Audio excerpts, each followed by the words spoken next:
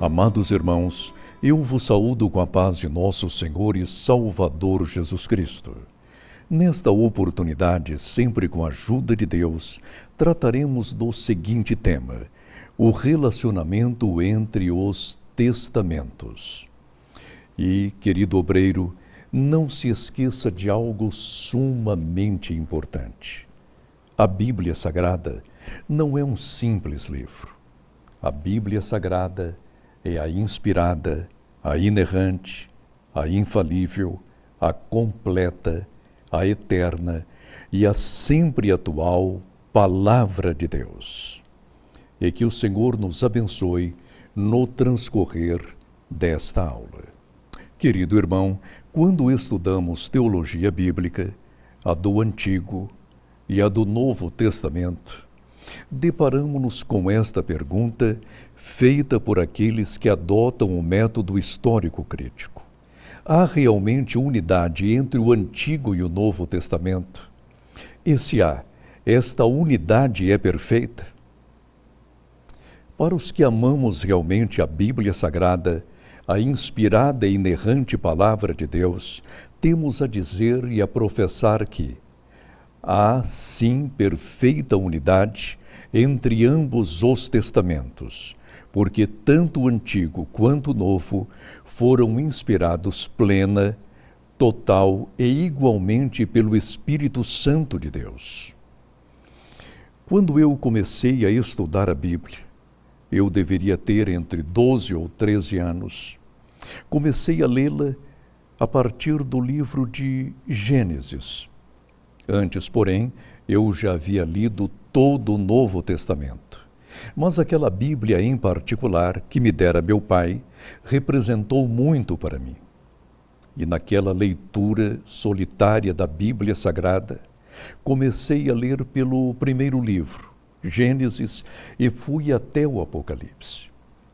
E devo confessar, para a glória de Deus, que eu não notei qualquer falta de unidade ou de harmonia entre ambos os testamentos. Porque, para mim, aquele adolescente de 12 ou 13 anos, a Bíblia toda era, é e sempre o será a Palavra de Deus. Agora, eu não entendo esses senhores que, adotando tal método, colocam em dúvida a unidade e a perfeição da Bíblia Sagrada. Será que eles não sabem que, agindo dessa forma, ou pensando dessa forma, ou pior ainda, ensinando dessa forma, estão lutando contra Deus, blasfemando contra a sua palavra e colocando em dúvida a obra do Santo Espírito, a terceira pessoa da Santíssima Trindade? Devemos constatar que a Bíblia toda foi inspirada por Deus, segundo lemos aqui em 2 Timóteo capítulo 3, versículos 16 e 17.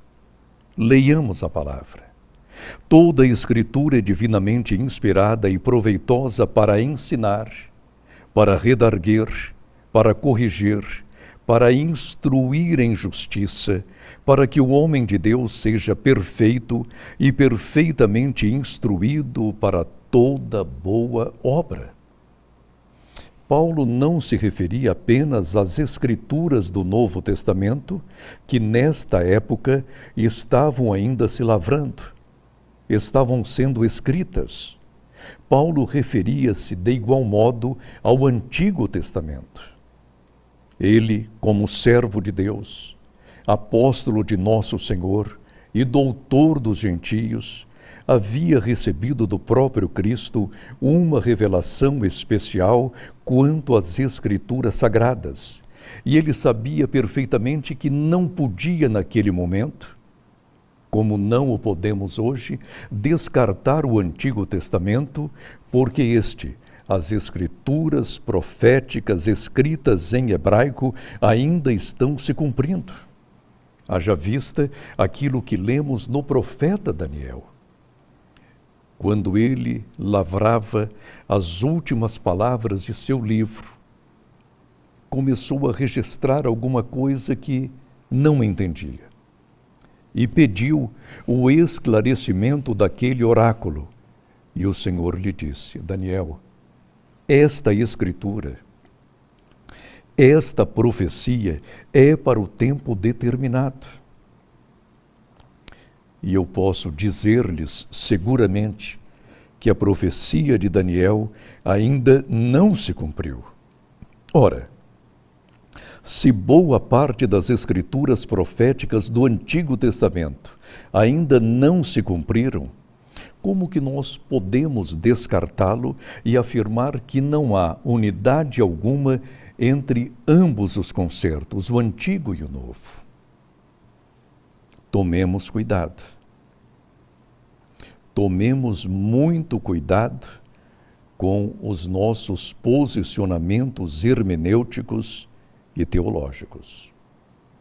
Porque, caso contrário, jamais veremos a luz do Filho de Deus. Dentro desse assunto, temos uma pergunta a responder. Como se deu a transição entre o Antigo e o Novo Testamento? Quem nola responde é o evangelista João. Abramos, pois, as nossas Bíblias no Evangelho de João, capítulo 1, e leiamos a partir do versículo 35. Prestemos atenção à inspirada e inerrante palavra de Deus. No dia seguinte, João estava outra vez ali, e 2 dos seus discípulos. E vendo passar a Jesus, disse: Eis aqui o Cordeiro de Deus. E os 2 discípulos ouviram-no dizer isso e seguiram a Jesus. E Jesus, voltando-se e vendo que eles o seguiam, disse-lhes: Que buscais? E eles disseram: Rabi, que traduzido quer dizer mestre, onde moras? Ele lhes disse: Vinde e vede. Foram e viram onde morava, e ficaram com ele aquele dia. E era já quase a hora 10ª. Era André, irmão de Simão Pedro, um dos 2 que ouviram aquilo de João e o haviam seguido.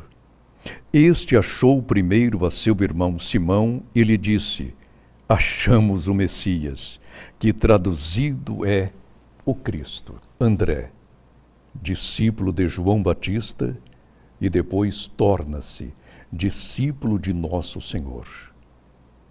Que homem privilegiado!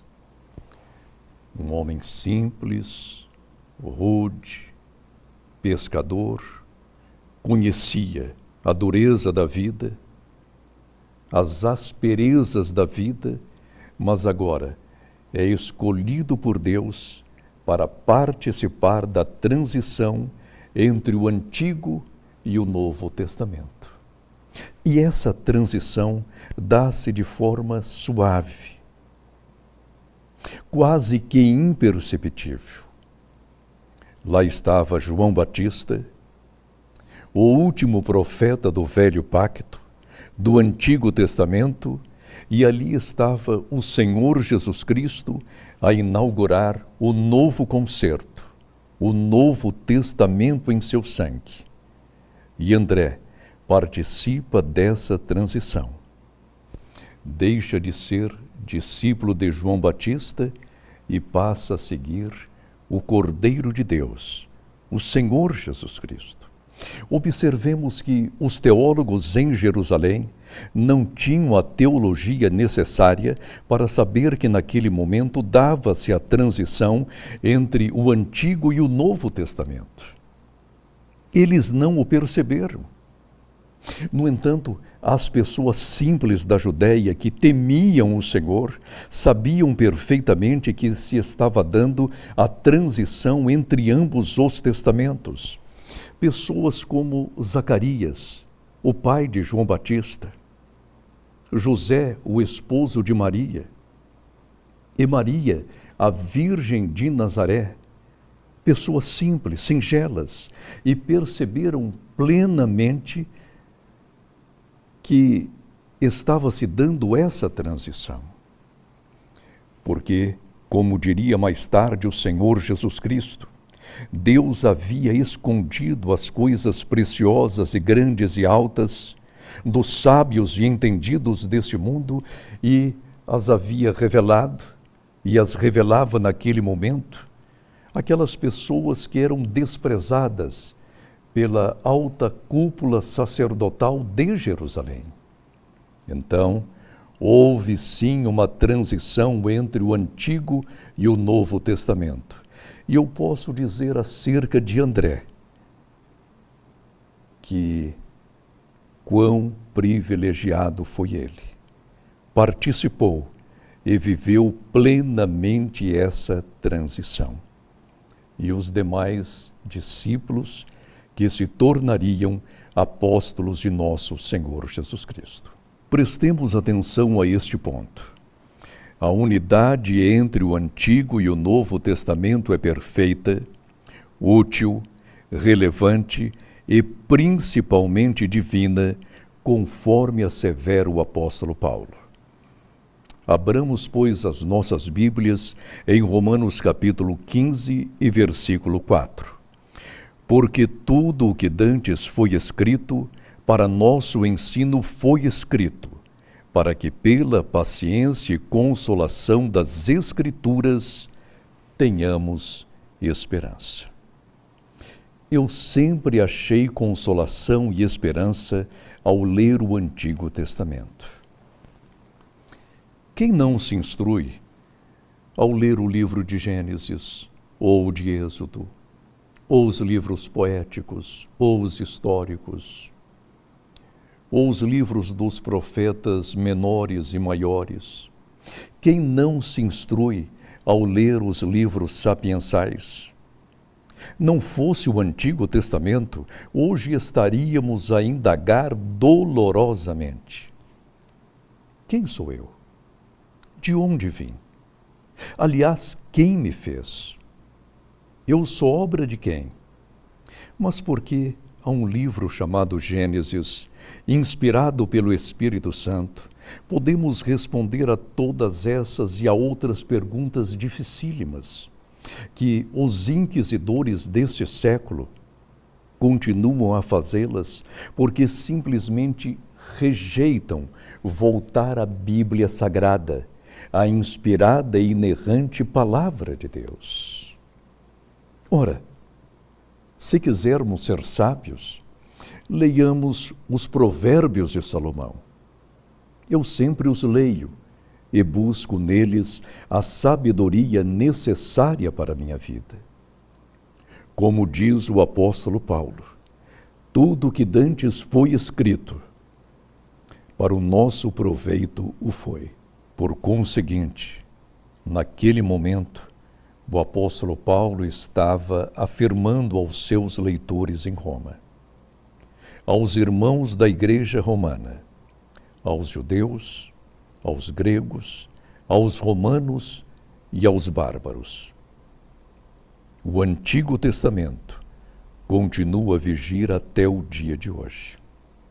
Não perderam a sua utilidade. O Antigo Testamento é a Palavra de Deus e não pode ser separado do Novo Testamento, porque ambos formam a completa Palavra de Deus. Eu não sei se havia alguém que pretendia descartar o Antigo Testamento porque os cristãos já não eram obrigados a guardar determinados preceitos da lei.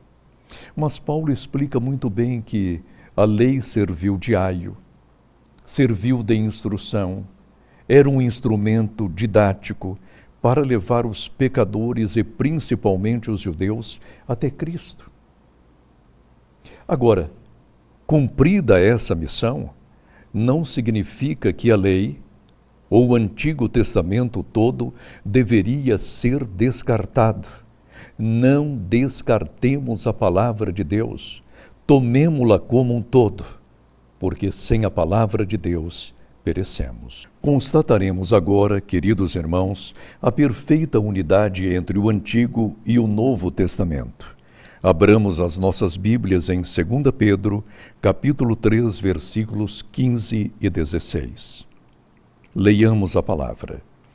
E tende por salvação a longanimidade de nosso Senhor, como também o nosso irmão Paulo vos escreveu, segundo a sabedoria que lhe foi dada, falando disto, como em todas as suas epístolas, entre as quais há pontos difíceis de entender, que os indoutos e inconstantes torcem, e igualmente as outras escrituras para sua própria perdição.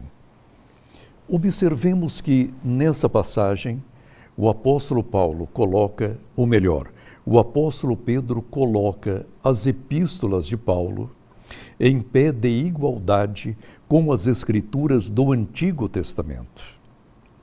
Isso significa três coisas importantíssimas e vitais. Em primeiro lugar, nesta escritura, também canônica, também inspirada por Deus, o apóstolo canoniza, inspirado pelo Espírito e dirigido pelo Espírito, as epístolas ou cartas de Paulo. Naquele momento, o decano dos apóstolos, Pedro, reconhece a canonicidade das epístolas paulinas e ele as toma como palavra de Deus. Em segundo lugar, ele as coloca no cânon sagrado. E em terceiro lugar, ele não deixa dúvidas quanto à origem divina da obra paulina, de suas escrituras. Por isso, quando lermos a Bíblia Sagrada, tomemo-la como a palavra inspirada e inerrante de nosso Deus. Não há o que se discutir. A Bíblia toda é a inspirada e inerrante palavra de Deus. Esta escritura petrina revela-nos muita coisa. Eis porque devemos ler a Bíblia com todo cuidado.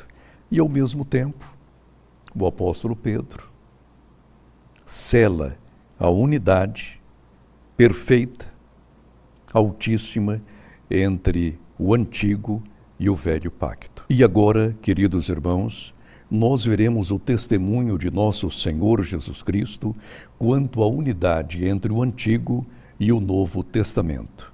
Prestemos atenção. Abriremos a nossa Bíblia em Lucas capítulo 24, versículos 31 e 32. Abriram-se-lhes então os olhos e o conheceram, e ele desapareceu-lhes. E disseram um para o outro: porventura não ardia em nós o nosso coração, quando pelo caminho nos falava e quando nos abria as Escrituras? Ambos os peregrinos, no caminho de Emaús, encontraram-se com o Senhor Jesus Cristo, mas de imediato não o reconheceram. E Jesus, o mestre dos mestres, começou a indagar-lhes acerca dos últimos acontecimentos, de sua própria morte, de seu sepultamento e das notícias que iam e vinham acerca da sua ressurreição. E, tendo aqueles acontecimentos como ponto de partida, o Senhor Jesus Cristo começou a abrir-lhes as Escrituras do Antigo Testamento. A lei, os profetas, os livros históricos, os oráculos maiores e menores, os salmos. E desta forma, os dois peregrinos de Emaús começaram a sentir o seu coração arder, porque o entendimento das Escrituras faz com que o nosso coração arda e voe para o céu. E então, depois que o reconheceram, eles chegam a esta conclusão, talvez implícita, mas uma conclusão definitiva. de que as Escrituras do Antigo Testamento não eram para ser descartadas. E o próprio Senhor, o próprio Cristo, chancela o Antigo Testamento, que ele, aliás, inspirou, porque o Espírito Santo é também o Espírito de Cristo. Há mais alguma dúvida quanto à unidade entre o Antigo e o Novo Testamento? É um relacionamento simplesmente perfeito. Às vezes perguntamos-nos, mas podemos evangelizar somente a partir do Antigo Testamento? Responderemos a esta pergunta abrindo as nossas Bíblias em Atos capítulo 8, do versículo 32 ao 36. Prestemos atenção à palavra de Deus. E o lugar da escritura que lia era este: foi levado como a ovelha para o matadouro, e como está mudo o cordeiro diante do que o tosquia, assim não abriu a sua boca. Na sua humilhação foi tirado o seu julgamento. E quem contará a sua geração? Porque a sua vida é tirada da terra. E respondendo o eunuco a Filipe disse: rogo-te, de quem diz o profeta? Desse mesmo ou de algum outro? Então Filipe, abrindo a sua boca e começando nesta escritura, em Isaías, no Antigo Testamento, lhe anunciou a Jesus. E indo eles caminhando, chegaram ao pé de alguma água, e disse o eunuco: eis aqui água, quem pede que eu seja batizado?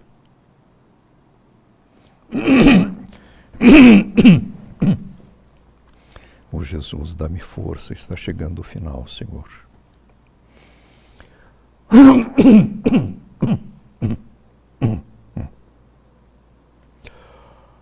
Ai, Jesus.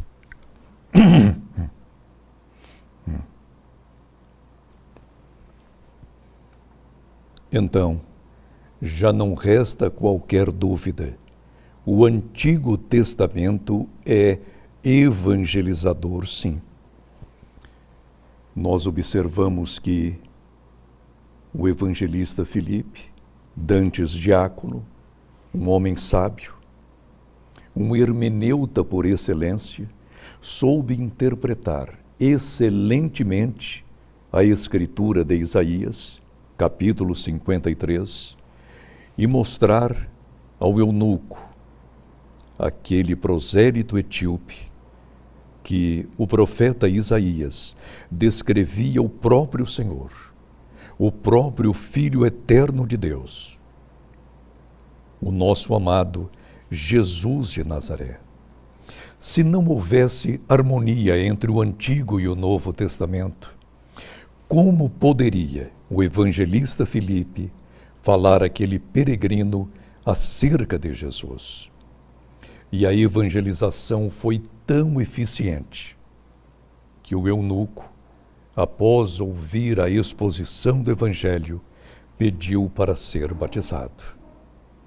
Podemos, sim, começar a pregar a partir do Antigo Testamento, mas sempre mostrando, pelo Novo, a perfeita unidade evangelizadora e salvífica e soteriológica entre ambos os testamentos. E agora recorreremos mais uma vez ao testemunho de Paulo quanto à unidade e à perfeita unidade entre o Antigo e o Novo Testamento. Vejamos aqui em 2 Timóteo capítulo 4 e versículo 13. Paulo escrevendo ao jovem discípulo Timóteo, ao pastor Timóteo: quando vieres, traze a capa que deixei em Troade, em casa de Carpo, e os livros, principalmente os pergaminhos. E os pergaminhos, querido irmão, eram os livros do Antigo Testamento.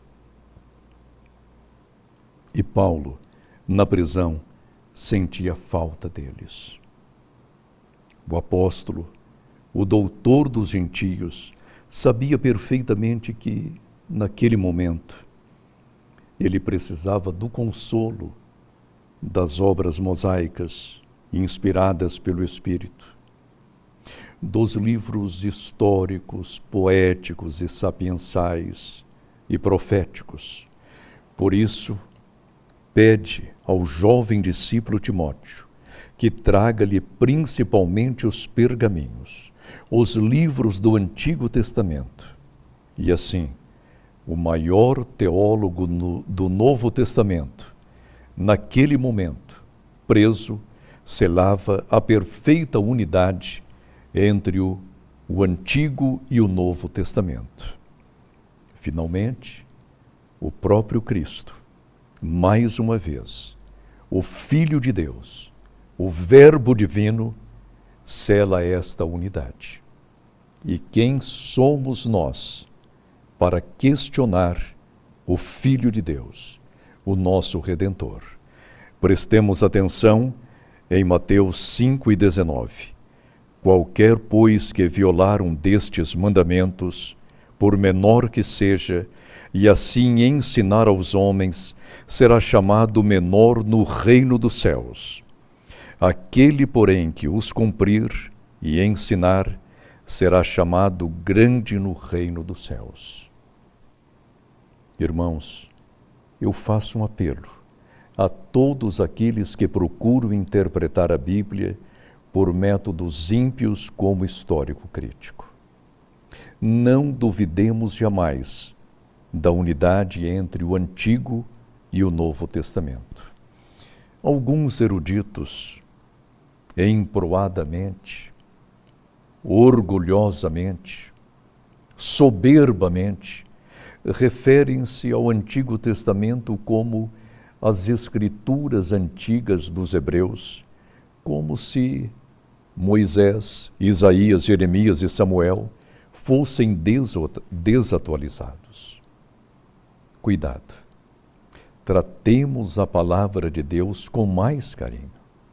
O Antigo Testamento é antigo, por isso que nós o chamamos de antigo. Mas não há palavra mais atual do que a palavra de Deus. Alguém já disse, e eu professo, a Bíblia Sagrada toda, o Antigo e o Novo Testamento, são mais atualizados do que o jornal que sairá amanhã.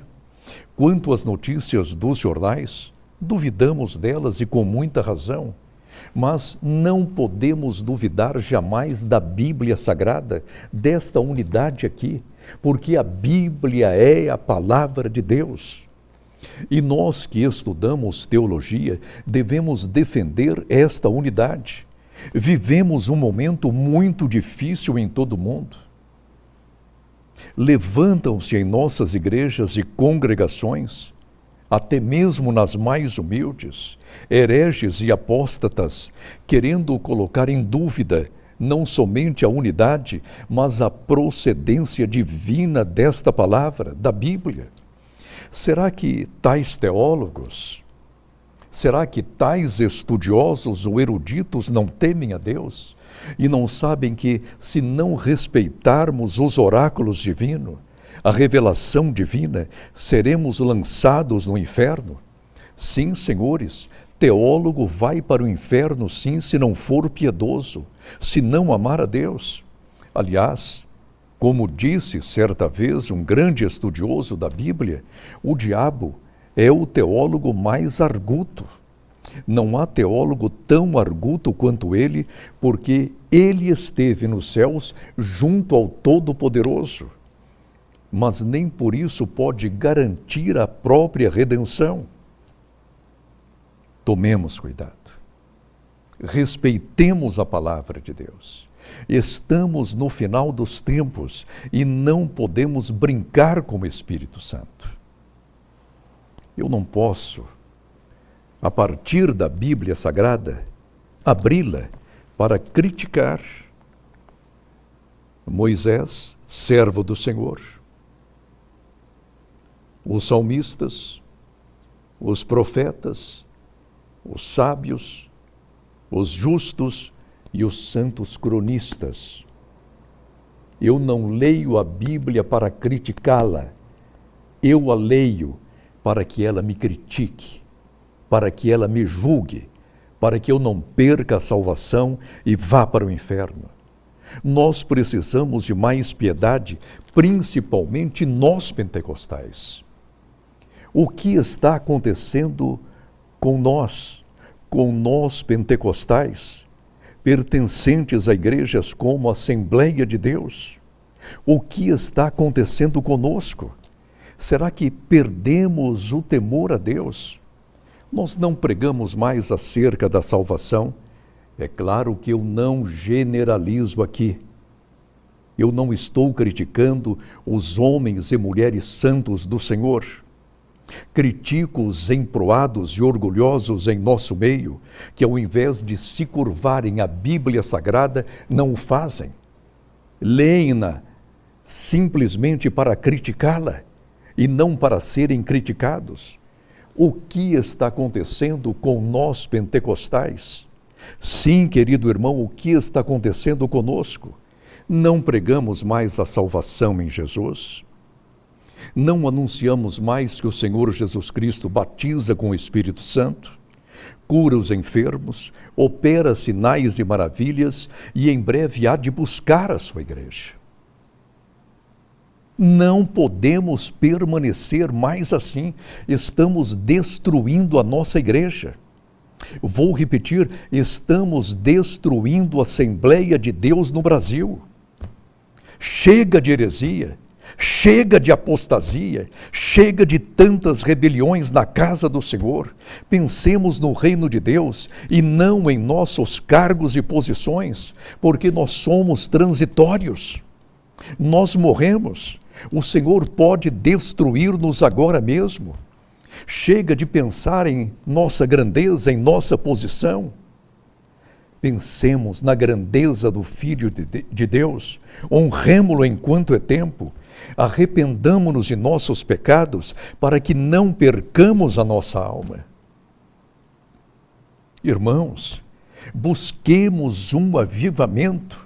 E o avivamento só é possível quando nós nos voltamos à Bíblia Sagrada, a Palavra de Deus, e a consideramos um livro único.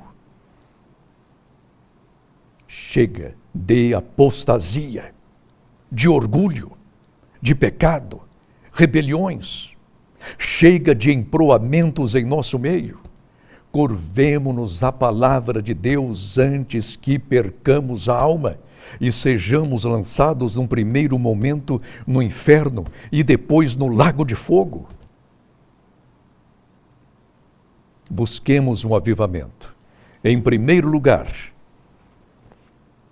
voltemo-nos sem mais tardança à palavra de Deus.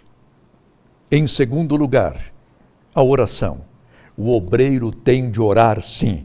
O pastor, o evangelista, o presbítero e o teólogo também. O teólogo não está acima de seu pastor e nem do santo ministério. E toda a teologia que professamos deve ser feita no âmbito da igreja cristã e não da academia. A igreja de Cristo, o corpo místico de nosso Senhor Jesus Cristo, é superior a toda e qualquer academia. Conscientizemo-nos disso e voltemo-nos à piedade, ao jejum, à intercessão. Intercedamos pelo povo de Deus e hajamos sacerdotal e profeticamente. Não bajulemos os poderosos. Nós não estamos aqui para falar mal deles ou fazer-lhes oposição, não, senhores. Mas quando eles se fizerem reprováveis e réprobos, é a nossa obrigação denunciar-lhes o pecado. Nós somos a voz profética. Isso não significa política partidária. Não fomos chamados para ter partidos políticos, nem fazer política partidária. Nós fomos chamados para pregar o Evangelho de nosso Senhor Jesus Cristo. e todos devem considerar-nos como despenseiros de Deus. Jesus em breve virá. E a situação que hoje enfrentamos repetir-se-á. Mais dias, menos dias, porque já vivemos numa fase chamada pré-tribulacional. É o princípio das dores. Oremos. Nós te agradecemos, Senhor. Nós te agradecemos, ó Cristo, pela tua palavra, pela unidade, Senhor, que há entre o Antigo e o Novo Testamento. O Antigo Testamento é a tua palavra inspirada. O Novo Testamento também é a tua palavra inspirada. Ambos os testamentos, a Bíblia Sagrada, é a inspirada, a inerrante, a infalível, a autoritativa, a completa, a eterna e a sempre atual palavra tua, Senhor. Pai, toma conta de nós, para que não percamos a alma e sejamos lançados no lago de fogo. Tem misericórdia de nós. Em nome de Jesus, verdadeiro homem e verdadeiro Deus. Amém. Irmãos, a paz de nosso Senhor e Salvador Jesus Cristo. Amém.